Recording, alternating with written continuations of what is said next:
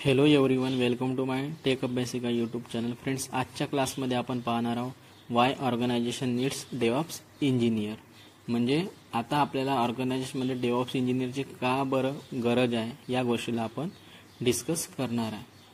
तर आता आपण पुन्हा त्या सिनारिओवर येणार ज्या मागच्या क्लासमध्ये ज्या सिनारिओला आपण पाहत होतो, तर त्या सिनारिओला यामध्ये पाहणार. तर मार्केटमध्ये का बरं डेव्हऑप्स इंजिनियरची गरज आहे, तर याला आपण एक एक्झाम्पलच्या मदतीनं समजू. तर पहा, यामध्ये एक आरोग्य सेतू ॲप बनवायचे आहे. आरोग्य सेतू ॲप बनवायचं होतं आणि यामध्ये जो IT मॅनेजर आहे आणि एक गव्हर्नमेंटच्या व्यक्ती आहे भारत सरकारच्या, जे की मी मागच्या क्लासेसमध्ये या एक्झाम्पलला सांगितलं होतं, त्याच कॉन्सेप्टला यामध्ये घेत आहे. ठीक आहे. एक IT मॅनेजर आहे आणि एक सरकारी माणूस आहे, एक कोणता तरी सरकारी व्यक्ती आहे.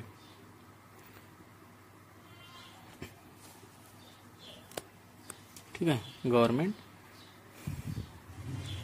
म्हणजे भारत सरकार आहे. ठीक आहे.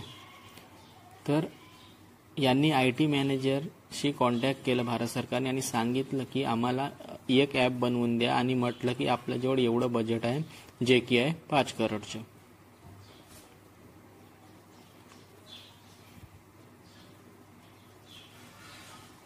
तर यासाठी आपण एक काम करा की कामाला सुरुवात करण्यासाठी IT मॅनेजर म्हणतो की कामाला सुरुवात करायच्या पहिले आम्हाला 1 करोडचं ॲडव्हान्स पेमेंट करून द्या, ज्यामुळे आम्ही आपल्या कामाला स्टार्ट करू शकणार.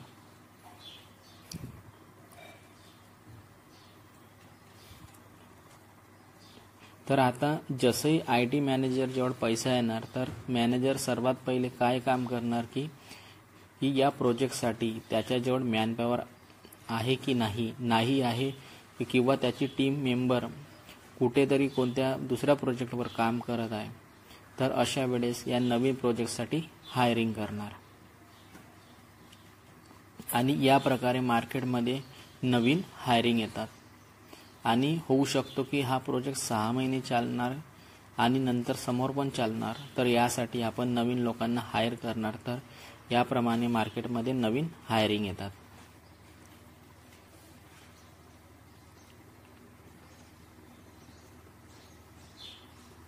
आणि ज्या नवीन लोकांना हायर करणार त्यांची सॅलरी आपल्यानुसार सेट करणार या 5 करोडच्या बजेटमधून.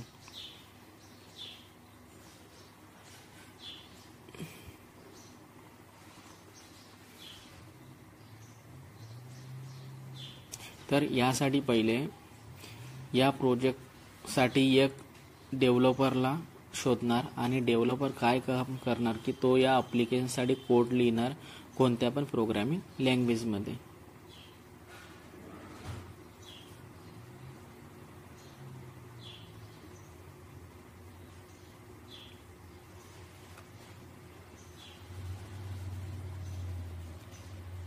तर या ॲप्लिकेशनसाठी कोड लिहावा लागणार. तर या प्रकारचे काम डेव्हलपर करणार.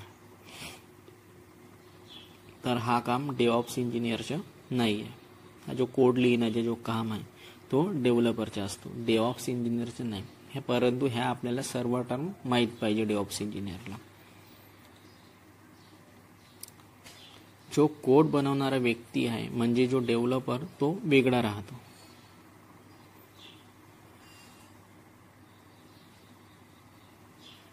यामध्ये सर्वात पहिले डेव्हलपरला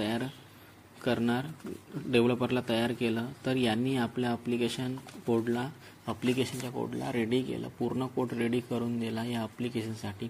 तर आता जसे डेव्हलपरनी कोड बनवून तयार करून दिला, त्यानंतर त्या कोडला पाठवणार बिल्ड करण्यासाठी. तर बिल्डमध्ये काय करतात की बिल्डमध्ये कोड आहे, हा कोड एक कच्ची पक्की वस्तू आहे असं समजा. कोड काय आहे की जसं आपल्याला भाजी बनवायची तर त्यासाठी काय काय गोष्टी लागणार बनवण्यासाठी, तर त्यासाठी काय काय गोष्टी लागणार बनवण्यासाठी, तर त्यासाठी ज्या काही गोष्टी लागणार त्या सर्व गोष्टीला आणून ठेवावं लागणार. या प्रकारे डेव्हलपरने काम केलं आहे, कोडला बनवून ठेवला आहे. परंतु हा कोड, त्या कोडला आपण असंच नाही चालवू शकणार. तर त्या कोडला पहिले बिल्ड करावं लागणार. बिल्ड करण्याचं मिनिंग आहे की भाजी बनवायला लागणार. तर आपल्याला ॲक्च्युअलमध्ये जो आउटपुट पाहिजे तो बिल्डमध्ये आपल्याला मिळणार .exe फाईल राहते. ज्यांना आपण रन करतो ती आपली एक्झिक्युटेबल फाईल राहते, तिला आपण बनवणार आपल्या कोड मार्फत, जिला एक्झिक्युटेबल फाईल बनवून रन करणार. आता मी या फाईल बनवल्यावर असंच नाही की आपण कस्टमरला देऊन देणार, आपण स्वतः पण टेस्टिंग करणार. बनवल्यानंतर आपण काय करतो की याला टेस्ट करतो की ही जी गोष्ट आहे ती योग्य रीतीने बनली आहे की नाही. त्यासाठी आपल्याजवळ स्पेसिफिक टेस्टिंग टीम राहते, या पूर्ण सॉफ्टवेअरची टेस्टिंग, जे की या पूर्ण सॉफ्टवेअरची टेस्टिंग करतात, टेस्टिंग टीम.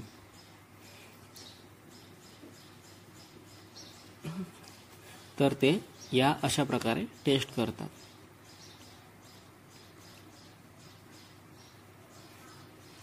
तर पहा, सपोज आपल्याजवळ आरोग्य सेतू ॲप आहे.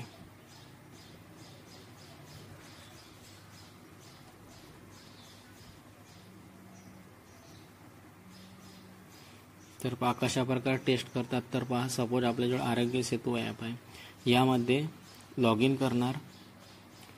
तर लॉग इनमध्ये दोन गोष्टी विचारणार, एक तर आपल्या नावाला मेन्शन करणार किंवा ईमेल आय डीला डिफाईन करणार. सपोज यामध्ये मी जसंही ईमेल आय डी डिफाईन करणार, तर याला मेसेज सेंड करायचे आहे की ईमेल आय डी जेव्हा चुकीची आहे तर डायरेक्ट मेसेज आपल्याला यायला पाहिजे की this email I D is incorrect. आणि ईमेल आय डी अगर योग्य आहे त्या व्यक्तीची तर मेसेज यायला पाहिजे email I D is correct. तर याचं मिनिंग आहे की या प्रकारची टेस्टिंग करायची आहे की काय ही चुकीची ईमेल आय डीला तर घेत नाही आहे, आणि नावाला चेक करणार, नावाला पण चेक करणार की बरोबर घेत आहे की नाही, किंवा चुकीच्या नावाला घेत आहे. तर या प्रकारे आपण टेस्टिंग करणार की ईमेल आय डी, आणि आपण त्याला परमिशन देता ईमेल आय डीची आणि त्या युजरच्या नावाची, दोनपैकी एक त्याला घ्यायची आहे. आणि तो आपण टेस्टिंग करणार की हा चुकीच्या नावाला घेतो की योग्य नावाला घेतो. आणि तो योग्य नावाला घेत असेल, जी योग्य माहिती आहे त्याला घेत असेल, तर आपण या प्रकारची टेस्टिंग करून पाहणार. तर टेस्टिंगमध्ये पूर्ण प्रकारे चेक करणार. आता पूर्ण प्रकारे चेक करून झाल्यावर आपण त्याला पाठवू क्वालिटी ॲश्युरन्सकडे, म्हणजे QA कडे.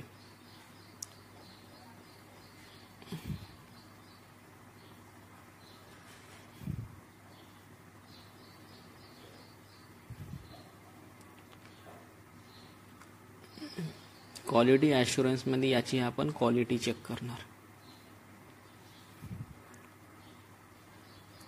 तर लॉग इनमध्ये दोन हे करणार, डिफाईन करणार, एक तर ईमेल आय डी किंवा नेमला, या पद्धतीने आपण डिफाईन करणार. आणि सर्व प्रकारची टेस्टिंग झाल्यानंतर आपण क्वालिटी ॲश्युरन्सकडे पाठवणार क्वालिटी चेक करायला. ठीक आहे. क्वालिटी ॲश्युरन्ससाठी शॉर्ट फॉर्म आहे QA.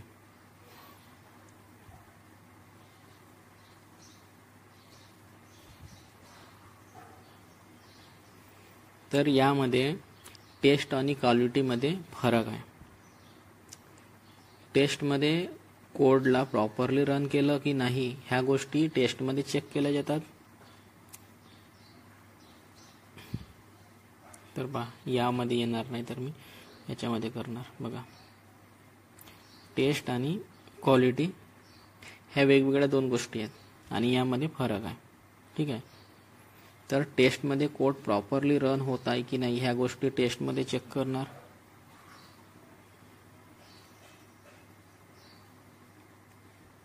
लिहून पण देत आहे. ठीक आहे. इरेज होत आहेत बघा.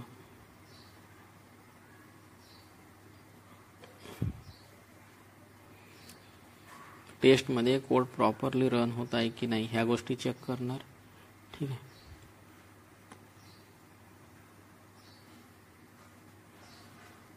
आणि क्वालिटी ही पण यामध्ये एक टेस्टिंगचाच पार्ट आहे, परंतु ही वेगळी टर्म आहे.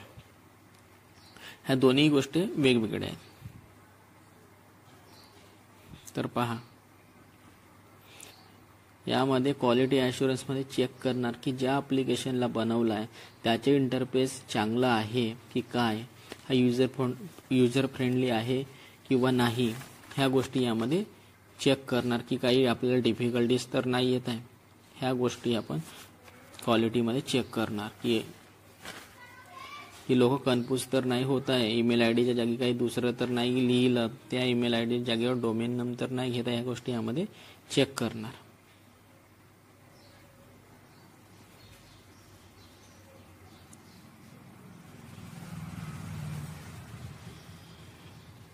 यामध्ये डिफिकल्टीज तर नाही येत आहे, यामध्ये सर्व गोष्टीचा विचार केला जाईल, क्वालिटी चेक केला जाणार एक प्रकारे.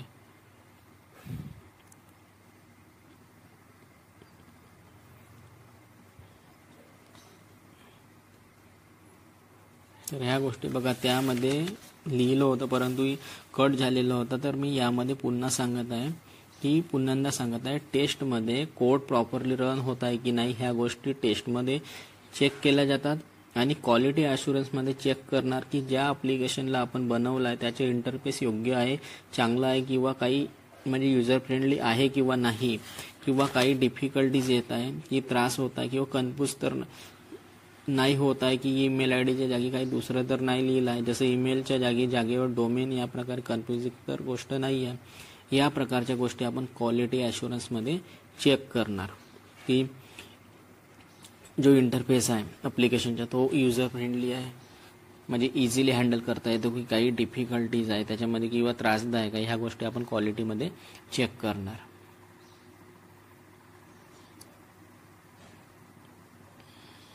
तर ह्या क्वालिटी आणि टेस्टमध्ये या प्रकारे फरक आहे की काय हा आपण जो ॲप्लिकेशन बनवला आहे हा इझिली युजर फ्रेंडली आहे की याचं इंटरफेस इझी आहे, ह्या गोष्टी पाहण्यासाठी इंटरेस्टिंग आहे की नाही, या प्रकारच्या सर्व गोष्टी यामध्ये आपण चेक करणार.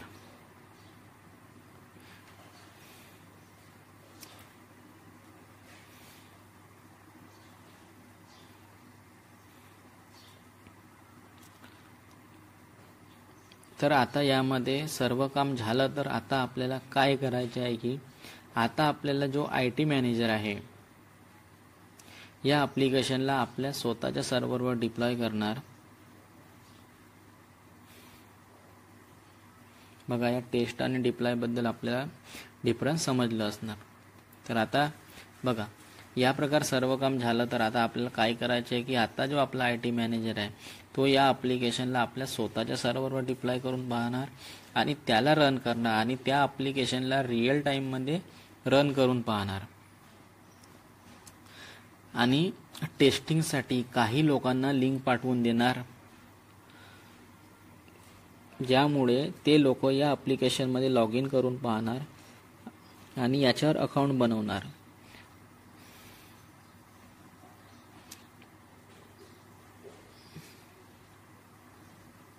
आणि त्यांना जेव्हा ते अकाउंट बनवणार त्याला डाउनलोड करणार आणि ते लोक आपल्याला सांगणार की काय रिस्पॉन्स येत आहे त्या ॲप्लिकेशनमधून, काही एरर वगैरे तर नाही येत आहे. अकाउंट बनवणार, त्यांना का चेक करणार आणि पाहणार की एरर वगैरे तर नाही येत आहे, त्यांना आणखी काही त्रास तर न होत आहे, किंवा काय त्यांची लोकेशन डिटेक्ट करत आहे आणि त्यामध्ये काय डेटा येत आहे. या सर्व गोष्टी टेस्टिंग आपल्याला ऑफशोअर म्हणजे आपल्या स्वतःच्या डेटा सेंटरच्या साईडला करून पाहणार.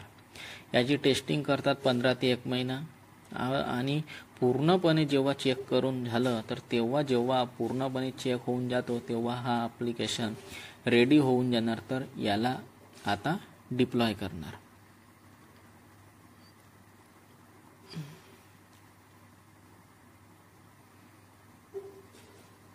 तर या पद्धतीने ॲप्लिकेशनची पूर्ण टेस्टिंग केली जाते. डाउनलोड करणार, त्याला लॉग इन करून पाहणार, काही एरर वगैरे तर नाही आहे आणि पूर्ण टेस्टिंग पूर्णपणे योग्य रीतीने झालं तर, आणि आता वाटत आहे की हा ॲप्लिकेशन योग्य रीतीने सर्व टेस्टिंग झाल्याने सर्व गोष्टी बरोबर आहेत, तर तेव्हा याला डिप्लॉय करून देणार.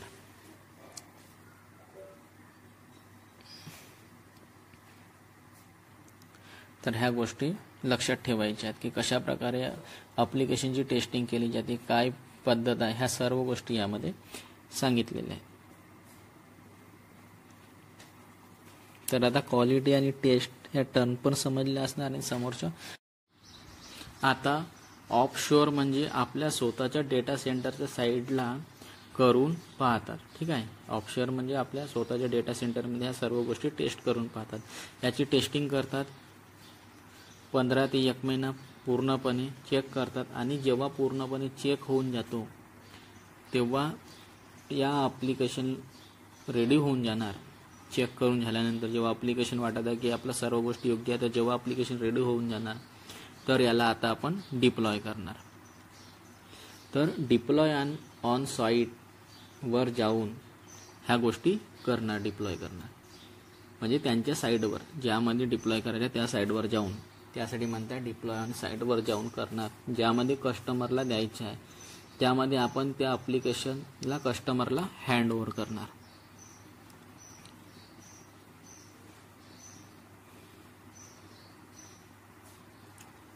तर यामध्ये असं नाही आहे की कस्टमरला त्या ॲप्लिकेशनला देणार की हा जो ॲप्लिकेशन बनवला आहे तर आता तुम्ही याला चालवा, तर हा तुमचं काम आहे आणि तुम्ही पहा की तुम्ही कोणत्या व्यक्तीच्या हाताने सर्व्हरमध्ये इन्स्टॉल करून घ्या. असं नाही आहे की आपण त्याला ॲप्लिकेशन देऊन दिलं आणि म्हटलं की घ्या हा ॲप्लिकेशन आहे तुमचं आणि तुम्ही इन्स्टॉल करून घ्या किंवा कॉन्फिगर करून घ्या. तर असं नाही आहे. तर कारण ॲप्लिकेशनला आपण बनवलं आहे तर डिप्लॉय पण आपल्यालाच करून द्यावं लागणार. याबद्दल तुम्ही पाहिलं असणार तर IT मध्ये काही लोक म्हणतात की क्लायंट साईडला बसलं, तर यासाठी त्या व्यक्तींना बसवले आहे. कारण जो प्रोजेक्ट होता तो त्यामध्ये डिप्लॉय करून दिला, तर यासाठी यामध्ये त्या व्यक्तीला बसवला आहे. तर आता याची जिम्मेदारी आहे, कारण आपण आता प्रोजेक्ट हँडओव्हर केला आहे तर आता त्यांना काहीही प्रॉब्लेम नाही आलं पाहिजे आणि आलं तर आम्हाला अपडेट करा आणि रिझॉल्व करून देणार. यासाठी या जेव्हा आपण ॲप्लिकेशन त्यांना डिप्लॉय करून दिलं त्या साईडला आपले काही एम्प्लॉईला बसवले असतात, तर त्यामध्ये 8-10 एम्प्लॉई आपले डिप्लॉय करतात आणि त्या ॲप्लिकेशनमध्ये काही प्रॉब्लेम आला तर ते रिझॉल्व करून देतात. तर यासाठी आपले 8-10 एम्प्लॉई डिप्लॉय करून पाहतात आणि ॲप्लिकेशनला त्यामध्ये. तर या डिप्लॉय काय होतं तर पहा, आता आपण याच्या सर्व्हरवर जाऊन ॲप्लिकेशनला प्रॉपरली डिप्लॉय करणार, इन्स्टॉल करणार, रन करणार आणि नंतर त्याची टेस्टिंग करून पाहणार की आता या रिअल टाईम सिनेरिओमध्ये बघा डिप्लॉय करून देत आहे. तर त्याच्या सर्व्हरवर जाऊन आपण ॲप्लिकेशनला प्रॉपरली डिप्लॉय करणार म्हणजे इन्स्टॉल आणि कॉन्फिगर करणार, इन्स्टॉल करून झाल्यावर रन करणार आणि नंतर त्याची टेस्टिंग करून पाहणार की काय आता हा रिअल टाईम सिनेरिओमध्ये प्रॉपरली काम करत आहे की किंवा काही प्रॉब्लेम येत आहे. ह्या गोष्टी त्यांना क्लिअर करून देणार. कारण आपण आपल्या साईडला टेस्ट करून पाहिलं होतं तर मॅक्सिमम केसेसमध्ये काय होतं की जो इश्यू किंवा एरर आपल्या साईडला येतच नाही, क्लायंट साईडला जाऊन त्याला डिप्लॉय करायचं आहे. आता ठीक आहे, जेव्हा आपण ॲप्लिकेशन बनतो सर्व टेस्टिंग वगैरे सर्व गोष्टी आपण क्लिअर करून देतो, परंतु मॅक्सिमम बघाल तर आपल्या साईडला कोणती गोष्ट चेक करतो काही प्रॉब्लेम येत नाही, परंतु त्यांच्या साईडला काही वेळा प्रॉब्लेम येऊन जातो. कारण की कॉन्फिगरेशन प्रॉब्लेम असतात, काही वेगवेगळ्या गोष्टी असतात ज्याच्यामुळे त्यांच्यामुळे प्रॉब्लेम असतात. तर डिप्लॉय केल्यानंतर जो समोरचा काम आहे तो आहे मेंटेनन्सचं. ठीक आहे, तर आता आपण क्लायंट साईडला डिप्लॉय करून दिलेला आहे.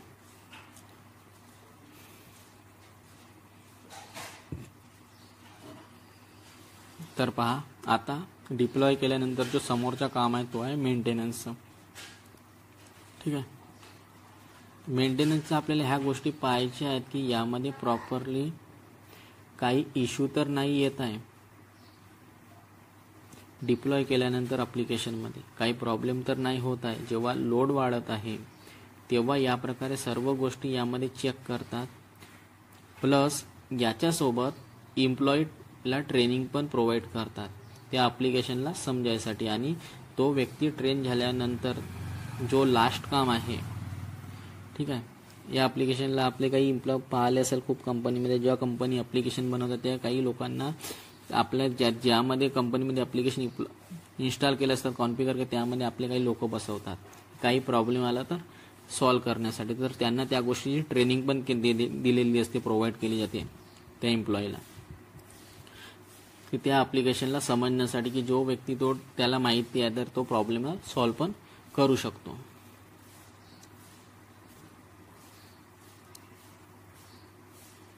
तर या प्रकारे ह्या सर्व गोष्टी केल्या जातात आणि त्या एम्प्लॉईला ट्रेनिंग पण दिलं जातं की त्याला माहीत तर पाहिजे की ॲप्लिकेशन इन्स्टॉल वगैरे कॉन्फिगर केलं आहे तर काय त्याला चॅलेंजेस आहे, काय प्रॉब्लेम आहे, ह्या गोष्टी माहिती पाहिजे. त्यासाठी आपण एम्प्लॉईला ट्रेनिंग पण देतात.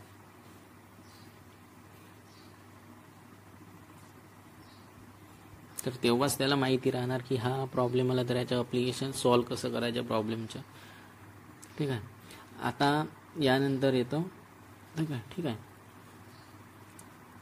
तो व्यक्ती ट्रेन झाला. आता जो लास्ट काम आहे तो आहे मॉनिटरिंगचे. तर याची आपण कंटिन्युअस मॉनिटरिंग करत राहणार की कशा प्रकारे मॉनिटरिंग करायची आहे, की काय डेटा येत आहे आपल्याजवळ, की काही ॲप्लिकेशनमध्ये प्रॉब्लेम आहे की ज्याच्यापासून ॲप्लिकेशन बनवलं आहे तर त्याला आपण सांगू पण शकतो किंवा आपण स्वतः पण मॉनिटर करणार. या प्रकारे पूर्ण काम झाल्यावर सुद्धा त्याला मॉनिटर करत राहू कस्टमरच्या साईडने. त्यासाठी आपण चार्ज पण करणार की ठीक आहे आमच्यापासून मेंटेनन्स मॉनिटर होत आहे तर ह्या गोष्टी आम्ही पाहत राहू. तर यासाठी तुम्हाला ॲन्युअल चार्जेस पण द्यावे लागणार की तुम्ही काही प्रॉब्लेम आले का सर्व्हिस लेव्हल ॲग्रीमेंट केलेलं जाते की ज्यामुळे आमच्या वर्षाला एवढे तास वगैरे काही प्रॉब्लेम आला तर आम्ही तुम्हाला एवढं बेनिफिट देऊ की क्लेम देऊ. ह्या गोष्टी सर्व्हिस लेव्हल ॲग्रीमेंटमध्ये SLAमध्ये डिफाईन असतात. आणि ज्या गोष्टी आपण ह्या ॲप्लिकेशन वगैरे काही असतात आणि जे मॉनिटरिंग आणि मेंटेनन्सचे जो पण चार्जेस होतं हे त्याचे चार्जेस पण घेतात की काही प्रॉब्लेम आला त्याला सॉल्व करतात, आपले एम्प्लॉई बसवतात तर त्याचे चार्जेस घेतात कंपनी. तर ही एक ठीक आहे. तर या प्रकारे ह्या गोष्टी असतात. ॲन्युअल चार्जेस घेतात म्हणजे SLA म्हणतात त्याला, सर्व्हिस लेव्हल ॲग्रीमेंट केलं जाते एक प्रकारे की काही प्रॉब्लेम आला तर आम्ही एवढं क्लेम करू, एवढं हे करू, असं ह्या गोष्टी डिफाईन असतात त्यामध्ये. आता ही एक पूर्ण प्रोसिजर आहे की स्टँडर्ड प्रोसिजर आहे कोणत्या पण ॲप्लिकेशनला बनवण्यासाठी कोणत्या पण सॉफ्टवेअर इंडस्ट्रीमध्ये यूज केले जाते. तर या प्रोसिजरला पुस्तकात बहुतेक HDLC म्हणतात, सॉफ्टवेअर डिफाईन्ड लाईफ सायकल. तर बघा ॲप्लिकेशन बनवण्यासाठी काही स्टेप असतात. तर ॲप्लिकेशन बनवण्यासाठी स्टेप आहे डेव्हलपर कोड लिहिणार, बिल्ड करणार .exe फाईल, टेस्टिंग करणार, QA म्हणजे क्वालिटी ॲश्युरन्स करणार, त्यानंतर डिप्लॉय करणार, त्यानंतर मेंटेनन्स करणार प्लस एम्प्लॉईला ट्रेनिंग देणार मेंटेनन्समध्ये आणि त्यानंतर करणार monitoring. Maintenance plus employee training त्या ॲप्लिकेशनला समजण्यासाठी किंवा त्या ॲप्लिकेशनला तो रेडी आहे एम्प्लॉई पूर्णपणे हाताळू शकतो त्या ॲप्लिकेशनला आणि मॉनिटरिंग. तर ही एक पूर्ण प्रोसिजर आहे जे की स्टँडर्ड प्रोसिजर आहे कोणत्या पण ॲप्लिकेशनला बनवण्यासाठी किंवा कोणत्या पण सॉफ्टवेअर डेव्हलपमेंट लाईफ सायकलमध्ये किंवा कोणत्या पण सॉफ्टवेअर इंडस्ट्रीमध्ये यूज केली जाते. ही प्रोसेस स्टँडर्ड प्रोसिजर आहे आणि या प्रोसिजर बहुतेक पुस्तक व नोट्समध्ये सॉफ्टवेअर डेव्हलपमेंट लाईफ सायकल म्हणजे HDLC ठीक आहे. ही स्टँडर्ड प्रोसिजर आहे ॲप्लिकेशनला बनवण्यासाठी सॉफ्टवेअर इंडस्ट्रीमध्ये. तर आता ह्या गोष्टी आपल्याला समजलं असणार की कशा प्रकारे सॉफ्टवेअरची टेस्टिंग होतात, कशा प्रकारे कोड लिहितो, कशा प्रकारे बिल्ड केलं जातं, कशा प्रकारे मॉनिटरिंग करणे, ह्या स्टेप बाय स्टेप असतात. आणि याच प्रकारे डेव्हऑप्सचं कसं लोगो बनलं आहे ते आपण मी आपल्याला समोरच्या क्लासेसमध्ये येणार आहे सांगणार आहे ठीक आहे. आणि या प्रोसेसला म्हणतात ॲप्लिकेशनमध्ये HDLC ठीक आहे. तर पहा जिथपर्यंत आपण कोड नाही बनवणार तिथपर्यंत आपण बिल्ड नाही करू शकणार. तर ही प्रोसेस सेम राहणार आहे. तर याच प्रोसेसला म्हणतात सॉफ्टवेअर डेव्हलपमेंट लाईफ सायकल. तर आणि याचे शॉर्ट फॉर्म आहे HDLC. तर ही एक पूर्ण प्रोसिजर आहे आणि डेव्हऑप्समध्ये ह्याच गोष्टी आपल्याला शिकायच्या आहेत.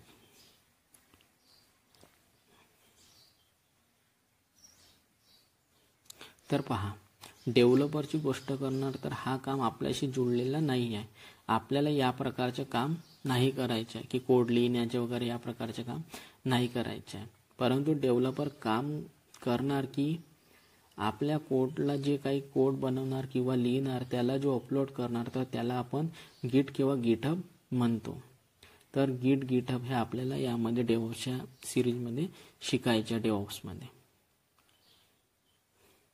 की कशा प्रकारे कोडची वर्जनिंग केली जाते किंवा डिस्ट्रीब्युटेड वर्जन कशाला म्हणतात आणि कशा प्रकारे नवनवीन कोड, जसं की डेव्हलपरनी नवीन कोड बनवला आणि त्यामध्ये काही चेंज केला, कोडमध्ये एरर होता तर त्याला अपडेट करून दिलं, तर आता नवीन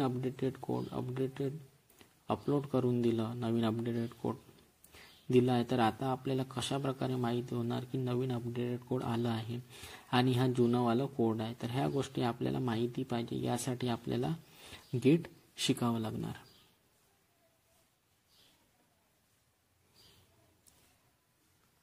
तर ह्या गोष्टी खूप इम्पॉर्टंट आहे. कोणत्या पण डेव्हऑप्सच्या इंटरव्ह्यूमध्ये सुरुवातीला गिट पासूनच केली जाणार, ही गोष्ट लक्षात ठेवायची आहे.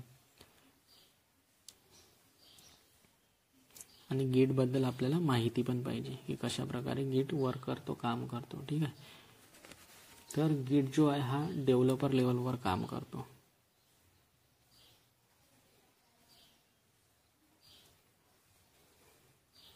परंतु कोड आपल्याला नाही लिहायचा आहे, परंतु आपल्याला माहिती पाहिजे की जो कोड आहे त्याला अपलोड करतात गिटहबमध्ये.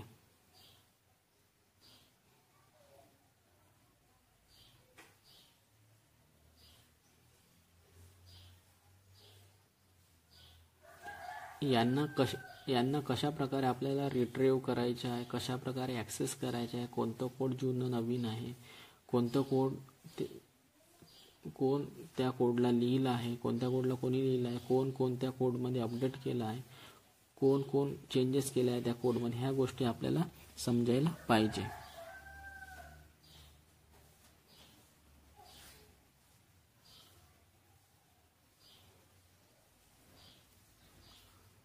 तर यासाठी आपल्याला गिट शिकायचं आहे. तर यासाठी आपल्याला गिट शिकावं लागणार आणि गिटबद्दल आपल्याला माहिती पण पाहिजे की कोड आपल्याला नाही बनवायचा आहे. ठीक आहे. तो आपला काम नाही आहे कोड बनवण्याचा. ह्या गोष्टी डेव्हलपर करून देणार. कोड लिहिणार, डेव्हलपर काम करून देणार, गिटमध्ये अपलोड करून देणार. ठीक आहे. गिटला आपल्याला चालवता आला पाहिजे आणि आपला काम चालू होणार गिटमधूनच. ठीक आहे. गिटबद्दल माहिती पण पाहिजे, गिट कशा प्रकारे आपण यूज करू शकतो त्या टूलबद्दल आपल्याला माहिती पाहिजे. यानंतर येणार बिल्डमध्ये. बिल्डमध्ये जनरली आपण यूज करतो मॅवेन. ठीक आहे. आणि गिटहबमध्ये आपण कोणतं पण फाईलला आपण अपलोड करतो. ठीक आहे. आणि यानंतर येतं बिल्डमध्ये जनरली आपण यूज करतो मॅवेनला आणि कोडला यामधून उचलून त्यामध्ये आणणार, या प्रकारचं काम करतो जेनकिन्स. ठीक आहे. CI/CD पाईपलाईन ऑटोमेशनसाठी आपण जेनकिन्सचा यूज करतो. म्हणजे 1 by 1 कोणती प्रोसिजर आहे की कोणत्या कोडला उचलायचं आहे, बिल्ड करायचं आहे, कधी काय करायचं, ह्या गोष्टी सर्व गोष्टी करणार जेनकिन्स.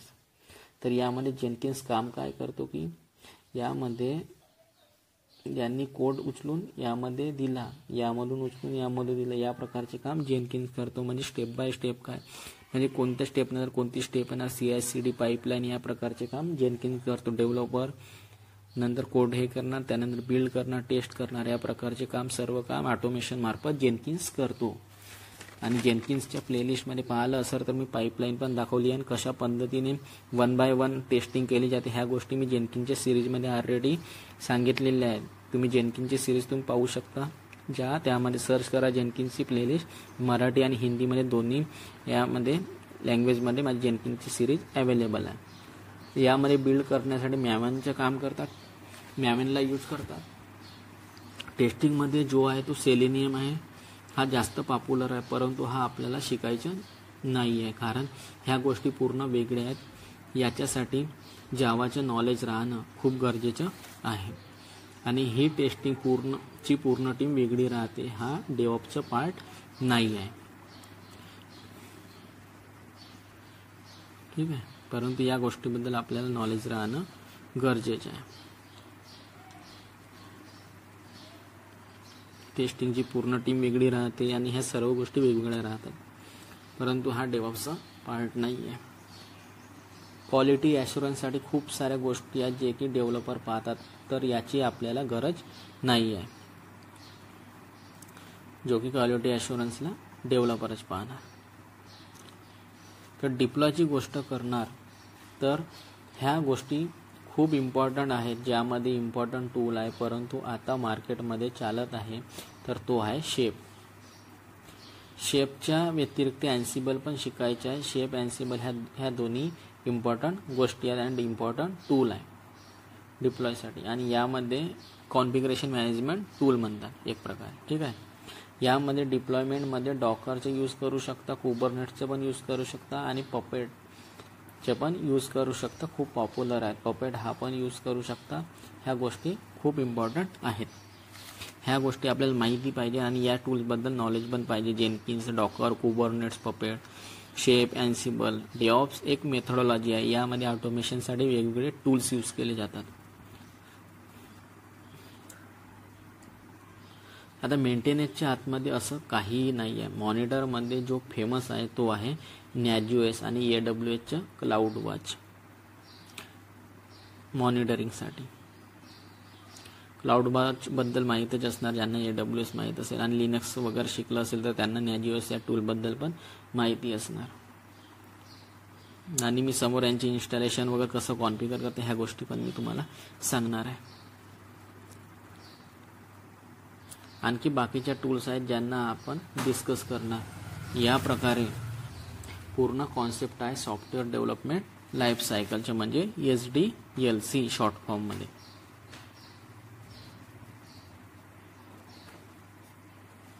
ठीक आहे. SDLCचे लॉंग फॉर्म आहे सॉफ्टवेअर डेव्हलपमेंट लाईफ सायकल.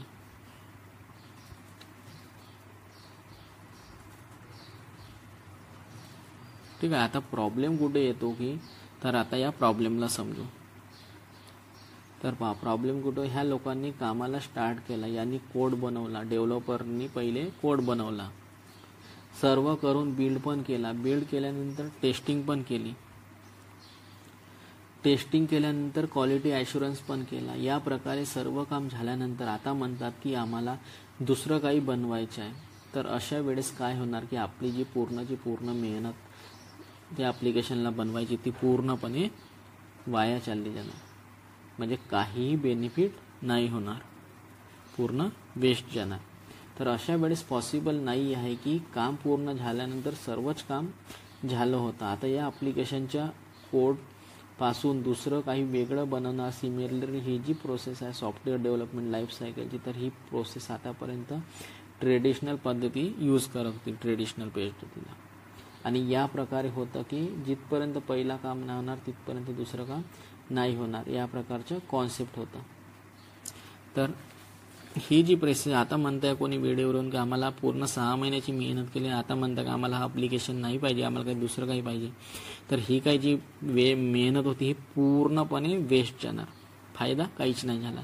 आणि ही जी मेथड होती ही ट्रेडिशनल म्हणजे डेव्हऑप्स येण्याच्या पहिलेची जुनी मेथड होती.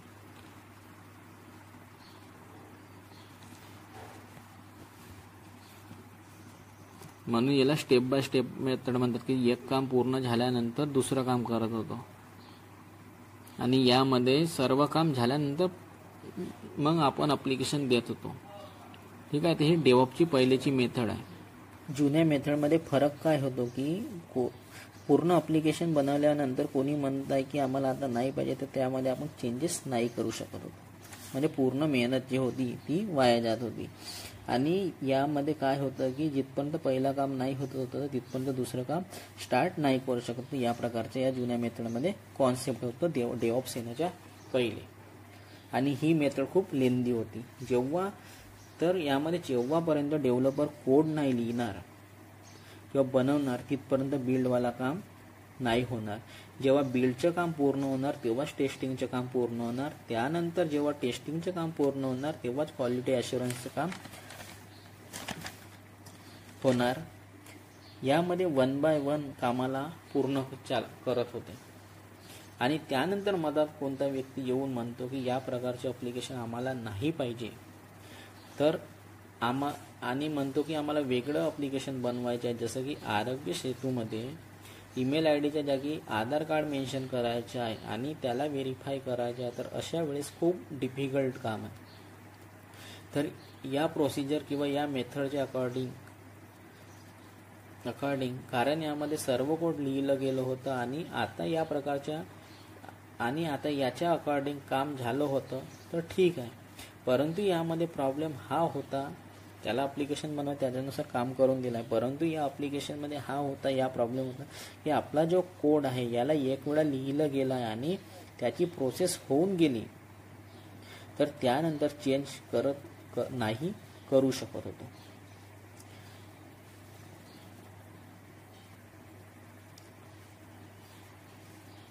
म्हणजे खूप डिफिकल्ट काम होतं. कोणी येऊन म्हणतो की सर्व काम झाल्यानंतर त्यांनी जसं आपल्याला ऑर्डर दिलं त्यानुसार काम करून दिलं, परंतु वेळेवर म्हणतो की आम्हाला असं नाही पाहिजे. तर खूप डिफिकल्ट काम आहे की त्याला सर्व चेंजेस करणं, आणि त्यावेळेस ही जुनी मेथड होती त्यामध्ये पॉसिबल नाही होतं, कारण की आता ऑटोमेशन आहे, तर आता काही सेकंदात आपण काही मिनिटामध्ये काम चेंजेस करू शकतो.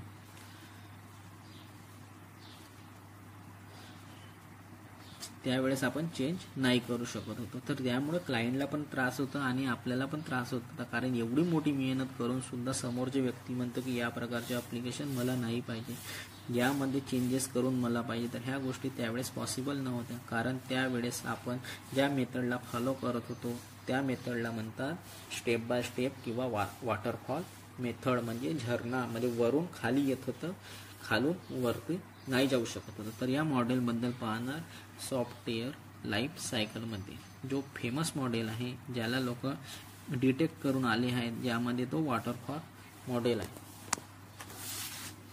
तर वॉटरफॉलचं मिनिंग काय आहे की धबधबा किंवा झरणा, पहाडावरून पाणी वाहत येतो, तो स्टेपमध्ये येतो वाहत. पाणी खालच्या प्रवाहामध्ये वाहणार, परंतु हा कधी वरच्या प्रवाहामध्ये नाही वाहू शकणार, म्हणून याला आपण वॉटरफॉल मेथड मॉडेल किंवा मेथड म्हणतो.